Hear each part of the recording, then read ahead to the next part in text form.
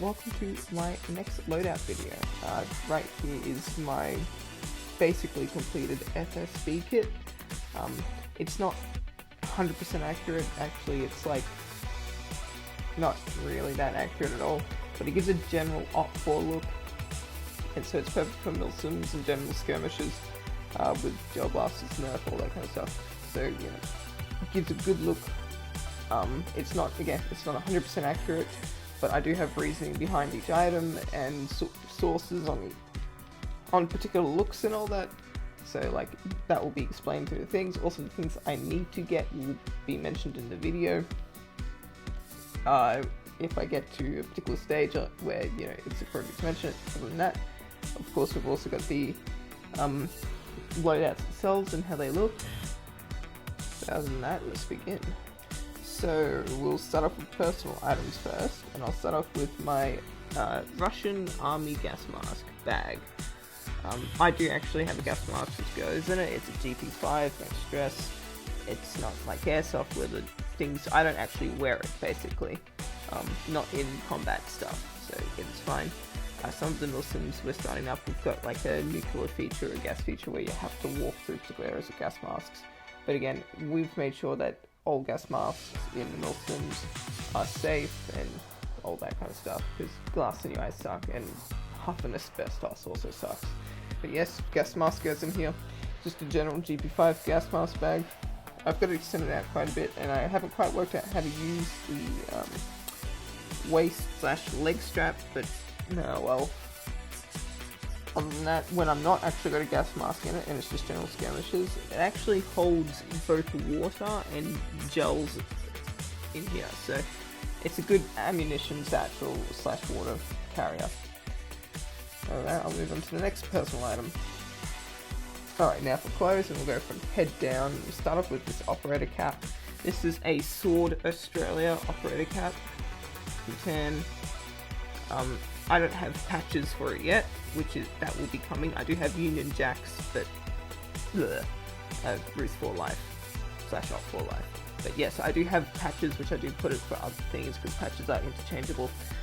But yes, I wear this if I, you know, don't want to run a helmet, but don't want to run slick, in the sense that I don't want to just have nothing on my head. So good operator cap, pretty general cap. It's actually made from like a surplus canvas kind of thing they got from tents. So really strong, essentially ripstop. So yeah, good hat. So this is the first and only stand-in item. This is my one whole balaclava. I plan on getting a proper wool one, or one which is in general a bit better, but this is just a good stand-in item for it because it was $4 off eBay. It's alright for now, but yeah, I want to change it for a proper balaclava made out of wool or whatever, and then use this for something else more NATO focused. Yeah, this is just, yeah, your standard crappy balaclava. Now the final piece of the kit is my headgear, and this is my black Pazjet. It's not, again, not a real Pazjet, because getting a real one down here in Australia is really difficult. I've put the patches Mitch style, as I saw some pictures of the FSB operators who use Pazjets. They have Velcro put basically exactly the way it is, as well as the suspension system, and this is very similar to the ones which are used in the Pazjet clones which the FSB use. This is a good helmet, it's really comfortable actually. The chin strap's not the best. That could just be my fault because it's too tight, but I do like a lot of my gear to be nice and tight in the sense that, you know, it's all on me correctly, not going anywhere, and especially my helmets, which they do move around a lot, especially when you're running. But yeah, I'm not necessarily an expert on helmet wearing, but either way, it's just a Pazjet clone. I did actually originally plan for a fast helmet, but I prefer ear protection as well. So other than that, that's my helmet, and we'll move on to clothes. so this is my camo shirt in British DPM, and as you know, if you know, you know. If you don't know, you don't know. But the Russians actually have a DPM clone called Smog or Green Kukla. I don't know. I can't pronounce that word, but properly. I don't speak Russian. But essentially, it's almost a one-to-one copy of British DPM. So of course the shirt cut is much different to what Russia uses. Of course this is in a British cut, the other one's in a Russian cut. But as I've got basically no patches on it, so there's no way like someone who's uneducated, again, it's just for the look, nothing else. So if you don't know that this is a British cut shirt, all it does is just give a good general OPFOR look. British DPM is actually one of those good camos if you want to do a cheap OPFOR and you're not a fan of like original Comblock / Eastern gear. British DPM is one of those good ones where you can do a lot of kits out of it. You know, you can do Russian kits like what I've done. You can do, some other Eastern Bloc stuff. You can do militias. Like British DPM is pretty good in terms of impressions. It is relatively comfortable. It's not my favorite shirt I got, but it does the job. And again, as well, this sort of kit, as you will see, is a door kicker, close quarters kind of thing. So for the way it sort of feels, it works fine. Other than that, I'll move on to the next piece, which goes on my chest. So this is my plate carrier in Milsim, so just like sort of Milsim West. You get essentially an extra life with a body armor of some kind, like a body armor cover of some kind. Of course, in Australia, body armor is illegal, so you can't put the real thing in it. Originally, you have to have dummy stuff in there, but it turned out to be just a little bit too hard to acquire for most people. So it ends up that it's just, as long as you've got the look of, like, you've got a cover on, you've got a vest, which is intended, the real life intended use is to protect yourself, you get the extra life. This is just a generic eBay one based off the FSB Amphibious Assault Vest from the early 2000s. I chose this one in black because you can't actually necessarily get your hands on proper Russian plate carriers pretty cheap, because I like to do my stuff on a budget. You can't necessarily get them really cheap. Like, most of the time you're actually spending about $100 or more than $100 to get one Australian. So this looks good because it sort of has the same look as a Russian plate carrier with the huge panels on the front and back, all that kind of stuff.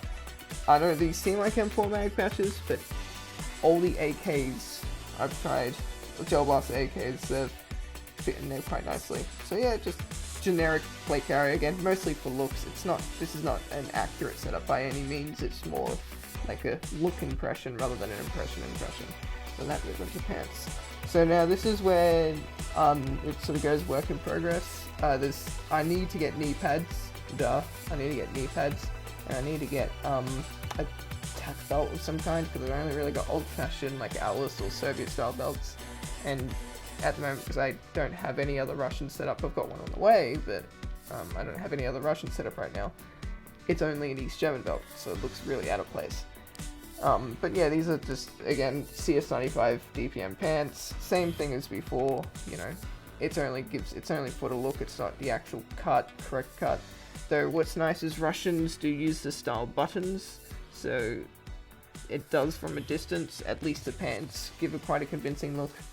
Other than that, I guess I'll just show you what the loadouts look like when it's all on.